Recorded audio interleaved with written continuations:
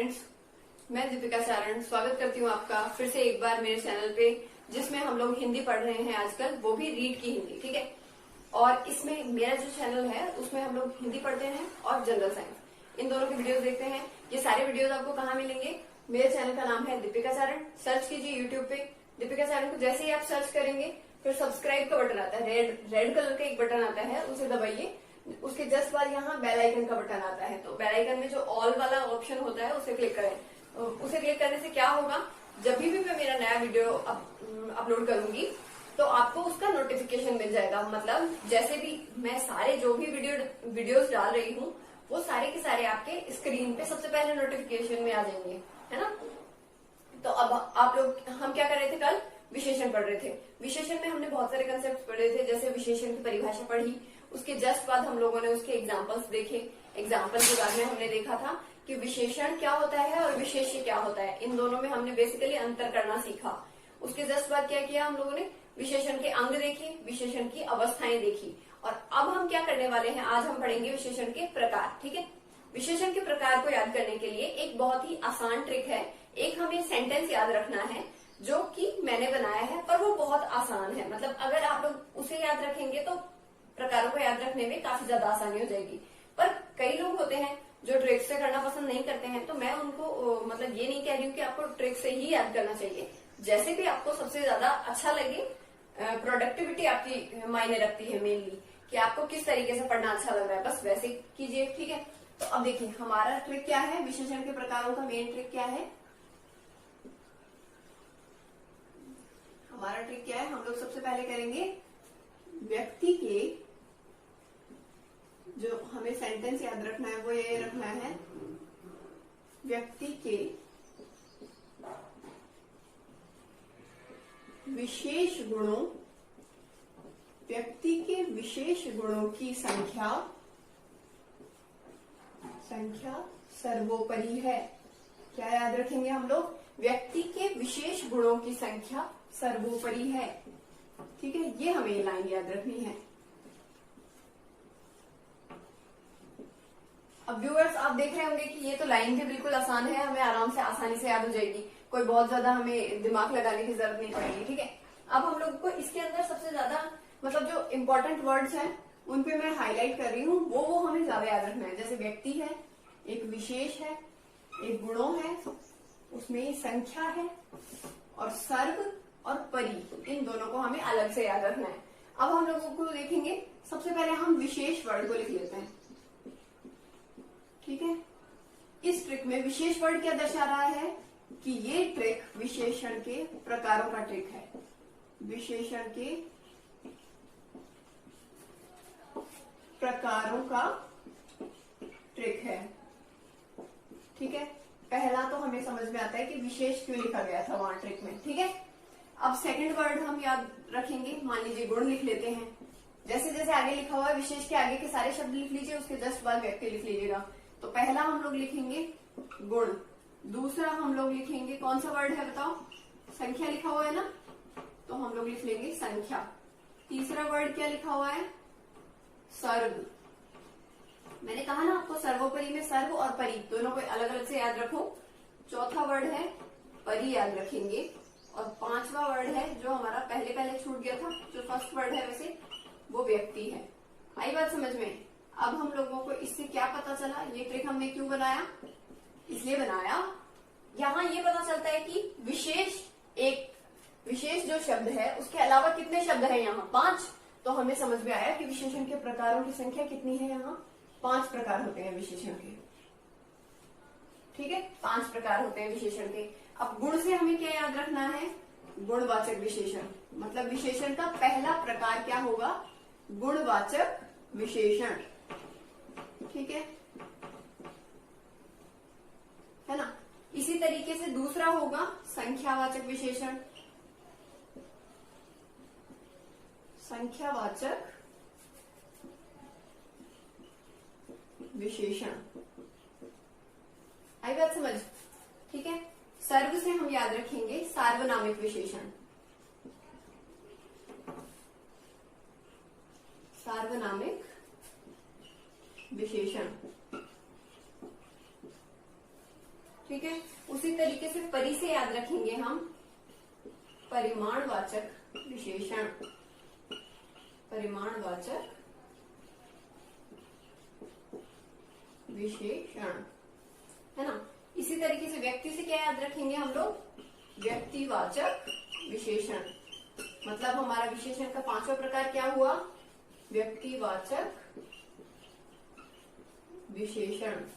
ठीक है, ये हमारे विशेषण के पांचों प्रकार हुए। विशेष शब्द से याद रखा विशेषण के प्रकारों का, ठीक है। गुणवाचक विशेषण, संख्यावाचक विशेषण, सार्वनामिक विशेषण, परिमाणवाचक विशेषण और व्यक्तिवाचक विशेषण। ठीक है, अब हम लोग क्या करेंगे, इसका चार्ट बनाएंगे। तो हम ये ट्रिक वगैरह सब मिटा देते हैं और इसके प्रकारों को चार्ट के थ्रू देखेंगे, क्योंकि ये सारे के सारे आपस में एक दूसरे के, जैसे गुणवाचक विशेषण है इसके कई प्रकार हैं, है ना। और उसी तरीके से अगर संख्यावाचक विशेषण है उसके भी प्रकार हैं, तो उनको सबको एक चार्ट के थ्रू देखते हैं। ठीक है, चार्ट से हम लोग को आसानी से और ज्यादा आसानी से समझ में आएगा, है ना। तो अब हम लोग इसका क्या करेंगे, चार्ट ड्रॉ करने वाले हैं, है ना। तो तैयार हो जाइए आप लोग चार्ट के लिए, है ना।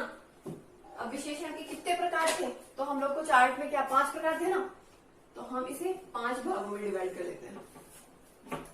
चार्ट ऐसे ही बनाते हैं ना हम लोग, ठीक है। मैम की ड्राइंग मत देखना, वो बहुत ही खतरनाक वाली है ना।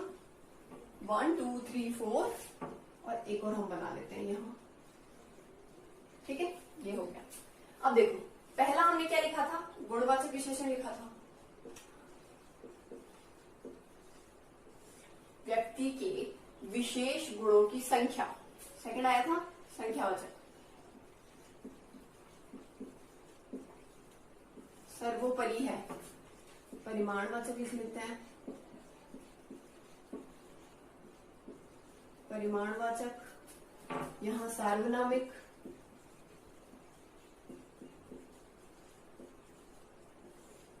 और 5वां था व्यक्तिवाचक।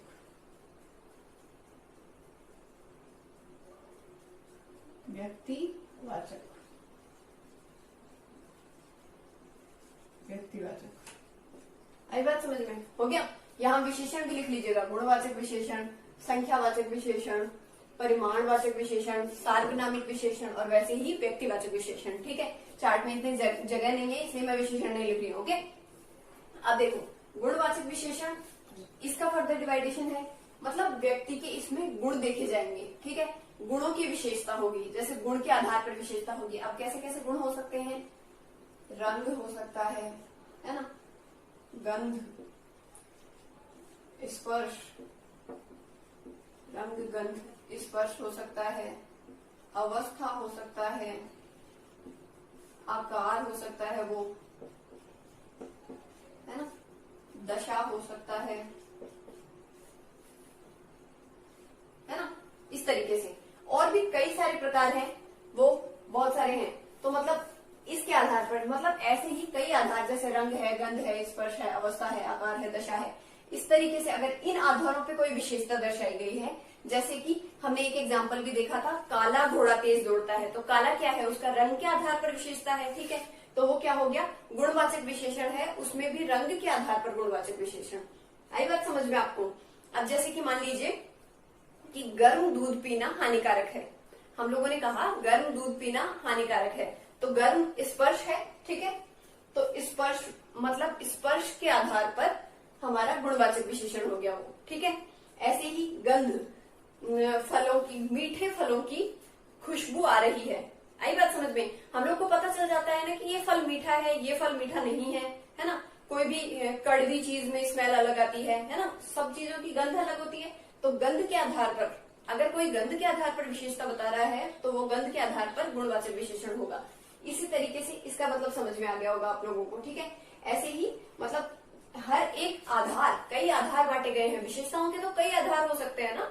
आपको अगर मेधावी छात्र बोला गया है, तो आपका वो किस तरीके से, उसकी अवस्था है, उस इंसान की, मतलब वो किस अवस्था में है, जैसे कि वो होशियार है या फिर वो एक लो लेवल का विद्यार्थी है ना। आई बात समझ में। ऐसे अब देखो, जैसे दशा है, दशा का मतलब होता है जैसे पीड़ित अवस्था में है ना, अवस्था है ना। इसी तरीके से मतलब ये चीज, मतलब इन आधारों के ऊपर बांटा गया है कोई भी आधार हो सकता है विशेषता का। उसी तरीके से हम संख्यावाचक करेंगे। अब संख्यावाचक में क्या होता है? संख्यावाचक दो प्रकार का होता है। पहला प्रकार है उसका निश्चित संख्यावाचक। पहला है निश्चित संख्यावाचक।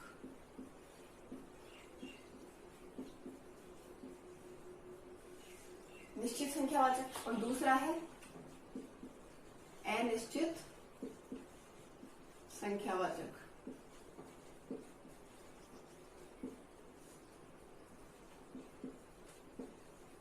ठीक है। ऐसे ही परिमाणवाचक के भी दो प्रकार हैं। कौन कौन से? वही वाले, इसी की तरह निश्चित परिमाणवाचक। क्या है? निश्चित परिमाणवाचक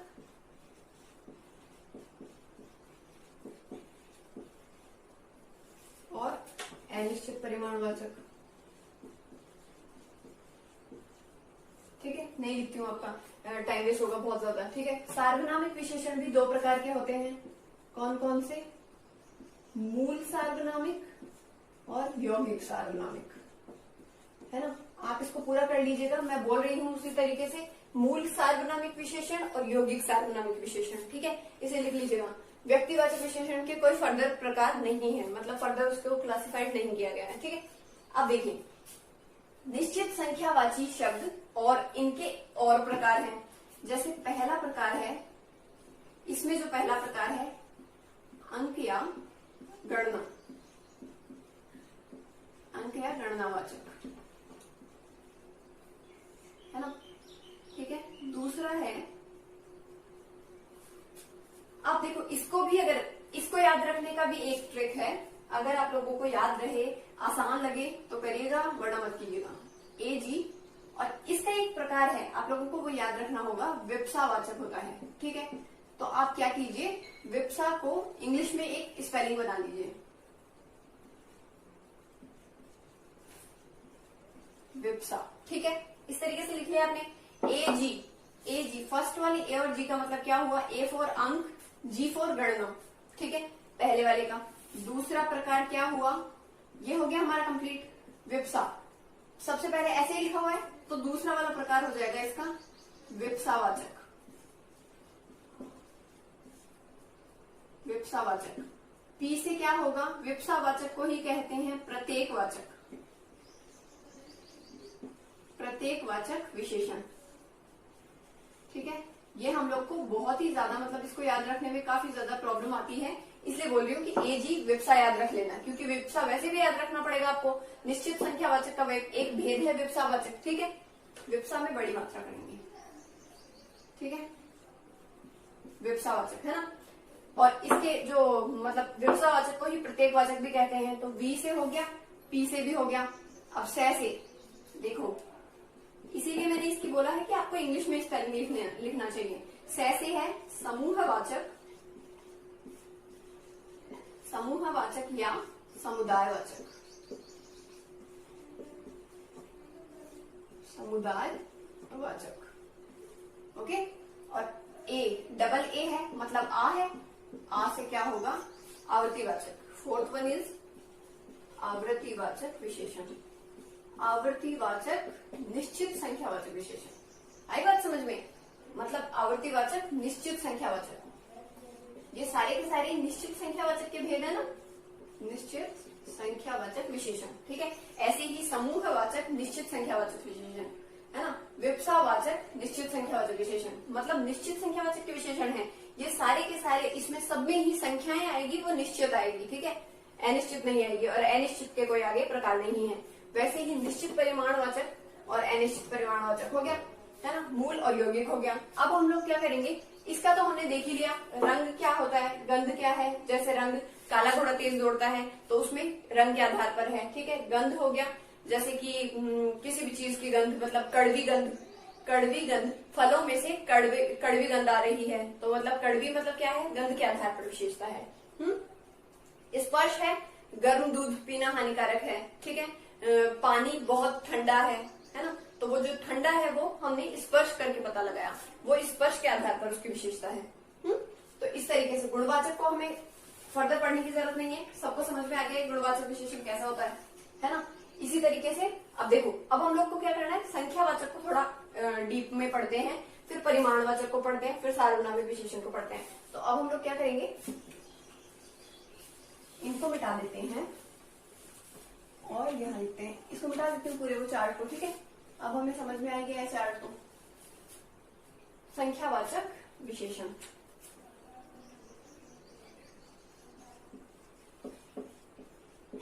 देखो भाई, हमेशा ही प्रकार जो होते हैं ना, उसी में उसकी परिभाषा छुपी होती है। प्रकार जिस तरीके से बांटे जाते हैं वो परिभाषा के अनुसार ही बांटे जाते हैं। जैसे कि संख्यावाचक विशेषण के प्रकार क्या है, निश्चित और अनिश्चित। तो इसकी परिभाषा क्या बनेगी कि ऐसी विशेषता, मतलब वे शब्द जो किसी निश्चित संख्या या अनिश्चित संख्या का बोध कराएं और एक विशेषता दें, मतलब किसी न किसी के लिए विशेषता के रूप में प्रकट हो या विशेषण के रूप में प्रकट हो, वो सारे के सारे शब्द क्या कहलाएंगे, संख्यावाचक विशेषण कहलाएंगे, ठीक है। तो संख्यावाचक में निश्चित और अनिश्चित दोनों तरीके के शब्द आएंगे। निश्चित संख्या और अनिश्चित संख्या दोनों का बोध कराएंगे, अनिश्चित संख्या का बोध कराएंगे।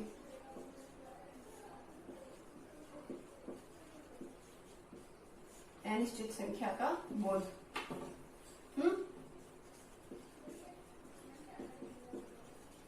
ठीक है। तो अब हम लोग क्या किस पे बढ़ते हैं, निश्चित संख्यावाचक पे, ठीक है। तो अनिश्चित संख्यावाचक वाले प्रकार को हटा देते हैं।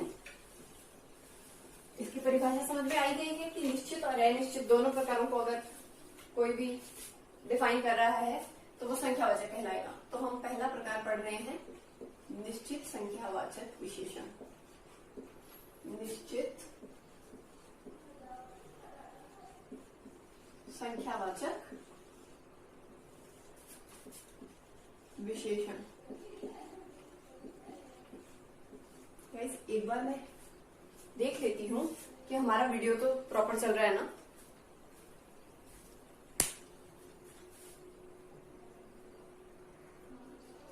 बिल्कुल परफेक्ट है, परफेक्ट चल रहा है हमारा वीडियो।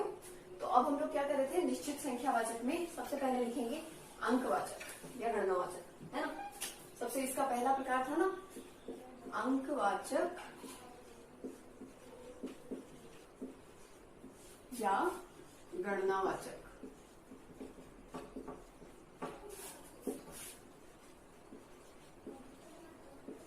ठीक है, गणनावाचक। अब देखो,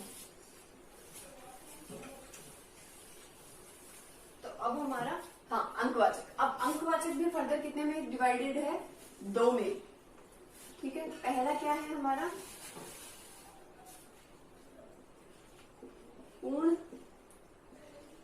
संख्यावाचक, पूर्ण संख्या लिख देते ना, पूर्ण संख्यावाचक है। और दूसरा है हमारा अपूर्ण संख्यावाचक, अपूर्ण संख्यावाचक, ठीक है ना। पूर्ण संख्यावाचक के अंदर क्या होंगी, पूर्ण संख्याएं होगी, मतलब एक तो पॉइंट्स में नहीं होनी चाहिए, संख्या कोई पॉइंट्स में नहीं होनी चाहिए, ठीक है, पॉइंट्स में नहीं होनी चाहिए।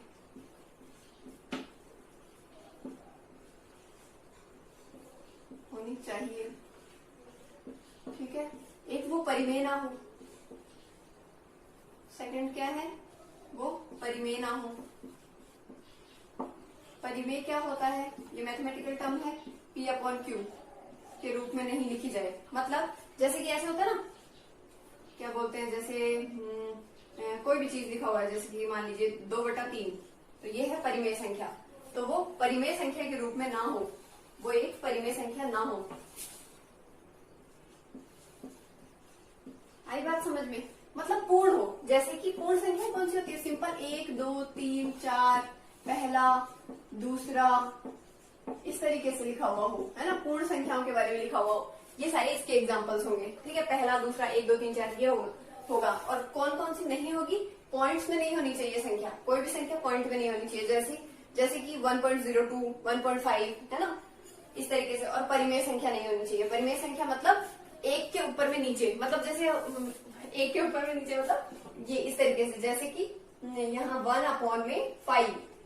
आई बात समझ में, इस तरीके से कि मतलब जो बटे में लिखी हुई हो, है ना, बटे में लिखी हुई हो उस तरीके से नहीं होनी चाहिए, वो पूर्ण संख्या नहीं होगी, है ना। तो इसमें कौन कौन सी आ जाएगी, वही इसमें सारी की सारी पॉइंट्स वाली आएंगी और P अपॉन Q के रूप वाली आएगी, ठीक है। पाई भी एक अपूर्ण संख्या है, पाई एक अपूर्ण परिमेय संख्या है, ठीक है, क्योंकि पाई को हम 22/7 के रूप में लिखते हैं ना। और एक चीज ये भी है कि 3.14 ये आगे आगे आगे इस तरीके से, मतलब 141414 वापस से रिपीट नहीं होगा, ये यहीं तक खत्म हो जाता है। आई बात समझ में? तो इसलिए, है ना, ये सारी चीजें। तो अब इसके जस्ट बाद में क्या पढ़ रहे थे हम, अंकवाचक हो गया हमारा वो ट्रिक क्या था, एजी और विप्सा। इसीलिए मैं बोलती हूँ कि ट्रिक से याद रखा करो, ताकि हमें दूसरे प्रकार और ये सारे के सारे आसानी से याद होंगे। अब देखो पहला प्रकार पढ़ लिया ना हमने, पहला प्रकार पढ़ने के जस्ट बाद हम किस पे जाएंगे, हमारे दूसरे प्रकार पे। दूसरा प्रकार क्या था, विप्सा। तो विप्सा से वी और पी से याद रखना था हमें, विप्सावाचक या प्रत्येकवाचक,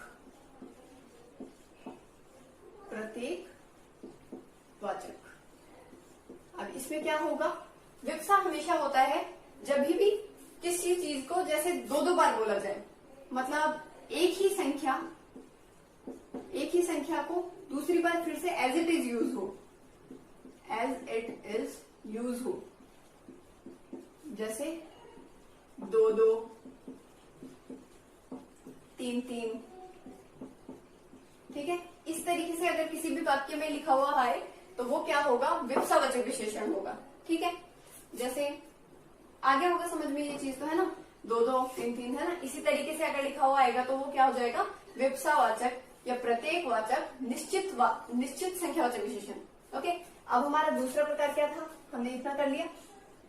ये जो हमारा तीसरा प्रकार है वो एस पे था, तो तीसरा प्रकार लिखेंगे, ये इसका था, ये दूसरा वाला प्रकार था, ठीक है। अब हम करेंगे तीसरा प्रकार। तीसरा प्रकार हमारा क्या है, एस से था समूहवाचक या समुदायवाचक।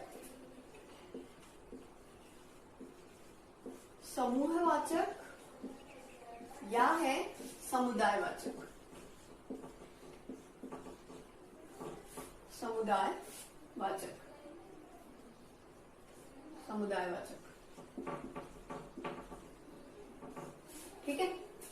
अब देखो समूहवाचक या समुदायवाचक मतलब निश्चित संख्यावाचक है, तो किसी न किसी संख्या का तो बोध करा रहा होगा, पर वो समूह में किसी न किसी समूह का बोध करा रही हो। जैसे कि शतक, शतक से हम क्या समझते हैं कि कोई भी 100 का समूह है, ठीक है। जैसे शतक बनाया, सचिन ने शतक बनाया, इसका मतलब हम क्या समझते हैं कि वो 100 रन बना चुका है। मतलब शतक अपने आप में एक निश्चित संख्या का बोध करा रहा है, वो भी समूह में, है ना। आई बात समझ में? अब जैसे बोलते हैं कि इस दशक की बात है, दशक का मतलब क्या था, एक 10 साल का समूह है, 10 साल, है ना, 10 years, है ना। तो इस तरीके से मतलब कोई ना कोई निश्चित संख्या का बोध कराए, है ना। इसके अंदर क्या क्या आएगा, इंपॉर्टेंट जो है वो सारी चीजें देख लीजिए, दमड़ी, कौड़ी, है ना, और गुरस, और है दर्जन। ये हमें 4 चीजें याद रखना है। दमड़ी हमेशा 10 को दर्शाती थी, ठीक है।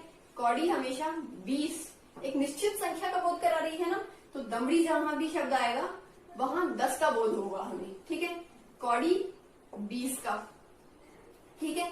गुरस, गुरस होता है 144 का बोध कराता है, 144 का, ठीक है। दर्जन होता है जैसे 12 का। अभी हम लोगों ने बोला कि 1 दर्जन केले ले आना, 1 दर्जन का मतलब कितने केले चढ़ेंगे, 12 केले चढ़ेंगे ना। तो हमें दर्जन का मतलब उसको बताना नहीं पड़ा कि आप 12 केले चढ़ाइए, उसे पता है कि दर्जन का मतलब 12 होगा। मतलब दर्जन एक ऐसा शब्द है जो किसी निश्चित संख्या के समूह को दर्शाता है। आई बात समझ में?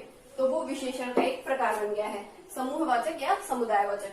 अब हम लोग क्या कर रहे थे, अब हमारा फोर्थ देखो, फोर्थ किस पे था, डबल ए पे। डबल ए का मतलब आ होता है, और आ से हमारा क्या था, फोर्थ था हमारा आवृत्तिवाचक, आवर्तीवाचक। आवर्तीवाचक मतलब इसमें मल्टीप्लिकेशन होगा, मल्टीप्लिकेशन होगा। मल्टीप्लिकेशन का मतलब होता है गुणा। मतलब कोई भी क्रिया अगर बहुत बार होती है, ठीक है, उसके लिए अगर हम लोग कोई भी विशेषण यूज करेंगे तो वो क्या होगा हमारा आवर्तीवाचक। जैसे कि 4 गुना, है ना, 3 गुना, मतलब इसमें ये शब्द आएगा। आई बात समझ में? तो वो आवर्तीवाचक हो जाएगा। ठीक है, ऐसी विशेषता है ना। अब हम लोग क्या कर रहे थे, हमारा निश्चित संख्यावाचक हो गया था, है ना। अब हमारा था अनिश्चित संख्यावाचक। जैसे कि अब अनिश्चित में संख्या निश्चित नहीं होगी, तो अनिश्चित संख्यावाचक विशेषण, संख्यावाचक विशेषण। इसका एक एग्जांपल देख लेते हैं कि सड़क दुर्घटना में,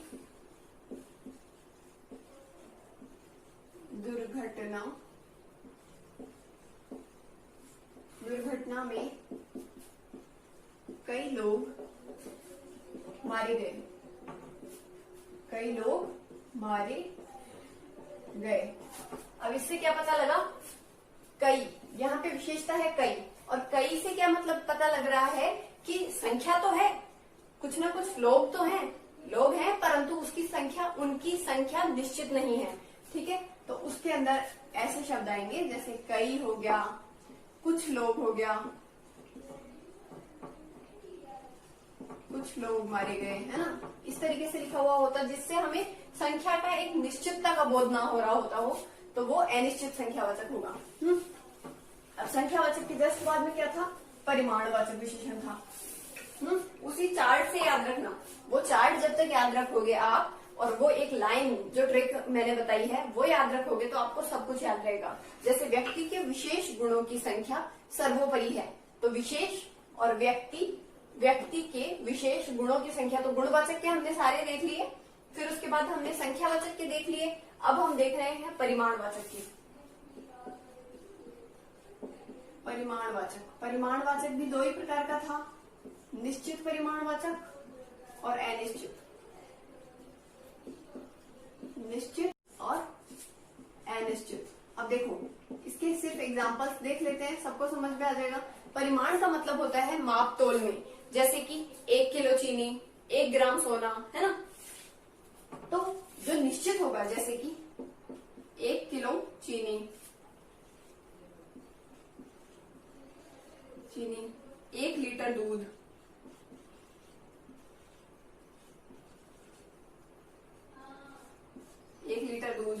है ना।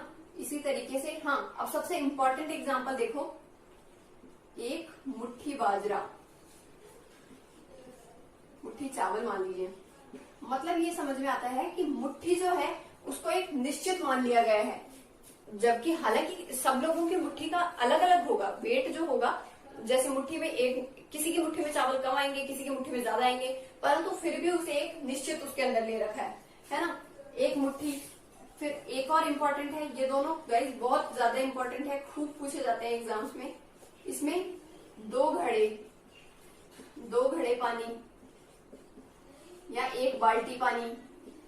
अब देखो बाल्टी छोटी बड़ी हो सकती है ना, घड़े छोटे बड़े हो सकते हैं, निश्चितता का बोध थोड़े ना है, परंतु फिर भी इसे हम अपवाद की दृष्टि से देख सकते हैं, पर इनको हम याद रखना हमारे लिए बहुत जरूरी होगा इनको। ठीक है, तो इन्हें जरूर से याद रखना कि 2 घड़े पानी, 1 बाल्टी पानी, 1 बाल्टी चावल, इस तरीके से कुछ भी आ जाए, और एक आ जाए 1 मुट्ठी, मतलब एक तो मुट्ठी और 1 घड़े, और किसी भी मतलब जिसका आयतन निश्चित हो, कोई बर्तन की बात हो रही हो तो वो निश्चित के अंदर आएगा। ठीक है, अब जैसे इसमें थोड़ा सा, इसमें हमें निश्चितता नहीं होगा, थोड़ा सा पानी,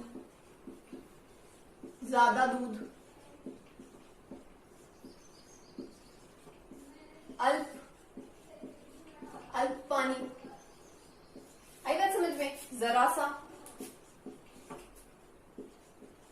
सा जीरा, जैसे जरा सा जीरा दीजिए, तो ये जो जरा सा है वो अनिश्चितवाचक परिमाणवाचक विशेषण है। आई बात समझ में? तो तो इस तरीके से परिमाणवाचक भी पढ़ लिया हमने। अब क्या पढ़ रहे थे हम? व्यक्ति के विशेष गुणों की संख्या सर्वोपरि है। सर्व याद आया है ना? तो सर्व बच गया था, सर्व से क्या था? सार्वनामिक। तो अब हम पढ़ेंगे सार्वनामिक विशेषण। सार्वनामिक विशेषण। सार्वनामिक विशेषण क्या होता है? दो प्रकार का होता है। मूल सार्वनामिक, थोड़ा जल्दी जल्दी करवाती हूँ गाइस, वरना आप लोगों का मतलब काफी ज्यादा टाइम वेस्ट हो रहा है। मूल सार्वनामिक और दूसरा होता है यौगिक सार्वनामिक। देखिए, ठीक है ना? मूल सार्वनामिक में जो मूल सर्वनाम थे 11 होते हैं। मूल सर्वनाम होते हैं 11। उन सार्वनामिक का मतलब होता है किसी भी संज्ञा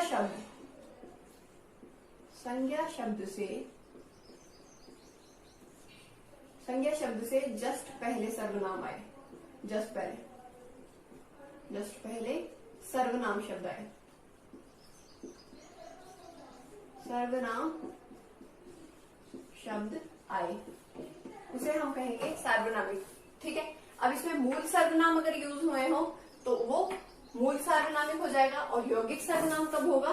जब सर्वनाम शब्द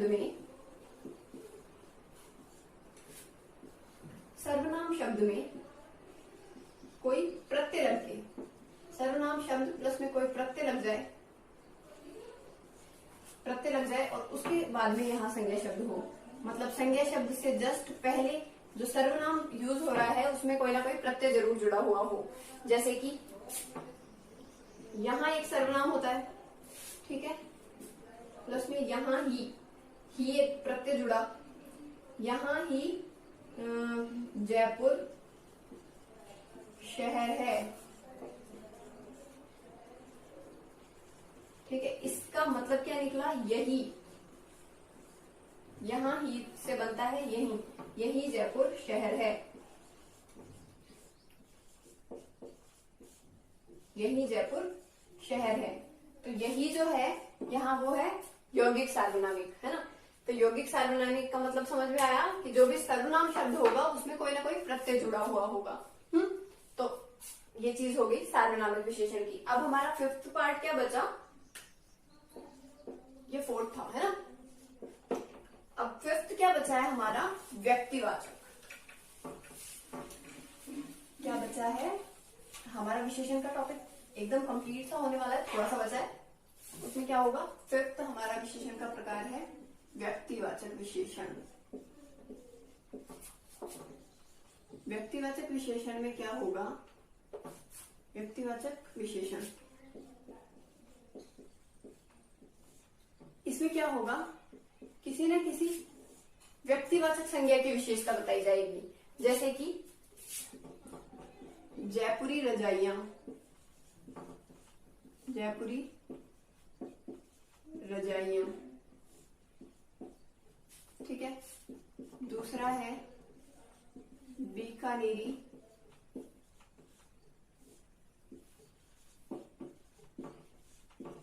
भुजिया।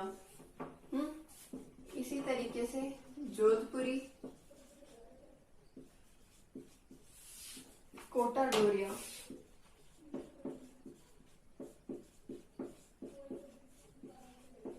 या जोधपुरी साफा।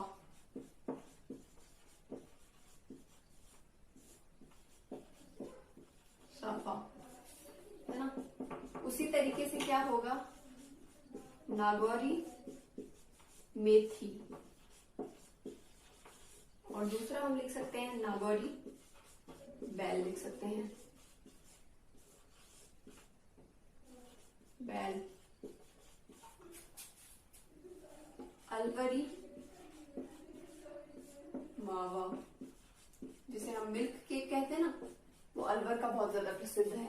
ठीक है। मतलब जो प्रसिद्ध चीजें होगी, व्यक्तिवाचक संज्ञा की विशेषता बताएगा, है ना? और व्यक्तिवाचक संज्ञा की जो चीजें हैं उनकी विशेषता बताने वाले शब्दों को क्या कहते हैं हम? व्यक्तिवाचक विशेषण। तो गाइस, जो भी हमने क्या किया, आज हमने विशेषण के प्रकार को समझा, एक ट्रिक के थ्रू समझा था। फिर उसके जस्ट बाद हम लोगों ने चार्ट बनाया, चार्ट के हर एक प्रकार को डिटेल से समझा है। और उसके जस्ट बाद हम लोग अब क्या करेंगे? क्रिया का टॉपिक होगा हमारा, है? ठीक है। Thank you so much. मेरे चैनल को जितना हो सके उतना शेयर कीजिए, ठीक है। कमेंट बॉक्स में लिखिए आपको कैसा लगा video. Okay, thank you so much.